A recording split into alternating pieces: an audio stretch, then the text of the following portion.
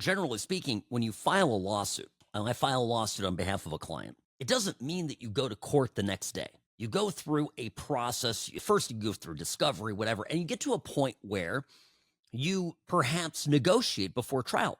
Many courts require you to negotiate before they schedule a trial, give you a trial date. Now, these negotiations are often supervised by a retired judge. They're called mediations. Now, the mediator, right, the retired judge that does these mediations in a private setting, they get paid for it privately. Both parties typically will share in the cost of that.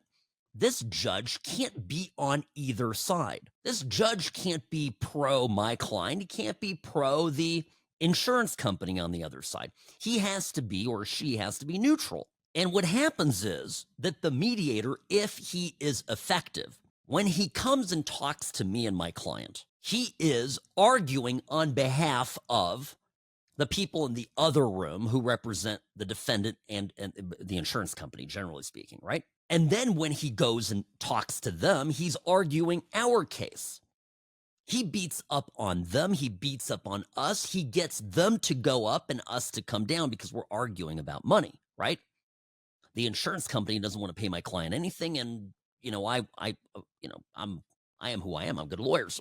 I'm arguing for the sky. Now, when you hear the media tell you, and it's probably one of the most stupid things you will hear right now on a regular basis, when you hear the media say, well, Putin, Trump is giving him all this respect, and doesn't he know who our allies are? I'm going, if you want the war to end, if you want children to stop dying on either side of the border, if you want young Russian men to stop being sent into a meat grinder and young Ukrainian men dittos, right? If that's what you want, and I hope you want that, I hope people want that because that's what humanism is, then the only way you're going to give peace a chance is if there is someone that has the stature to be able to mediate between Putin and Zelensky and basically all of Europe.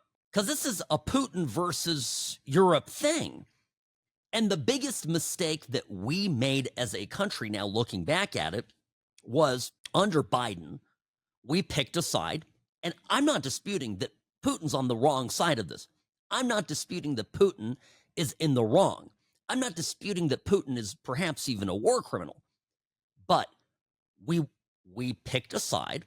But then we didn't give the Ukrainians enough to finish the Russians when the Russians were, let's just say was not working out really great for them.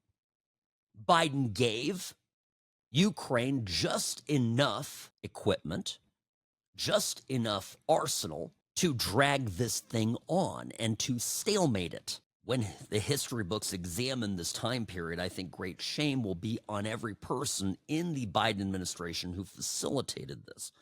So now Trump comes into office. We're in an intractable position. You can just let it go on and Trump could just ignore it. Or he has to come in and now he's got to get Putin, who is a hard-headed thug, and Zelensky, who's in a tough spot but a kind of a weasel, to make it all work out. Now, I mean, I am so in awe with what Trump is doing here. I can hardly express to you. He's a great mediator. And I almost am beginning to think that the media, and of course the Democrats, would rather see children die and Trump end up with egg on his face, right? Than have this thing succeed and Trump come out with the accolades.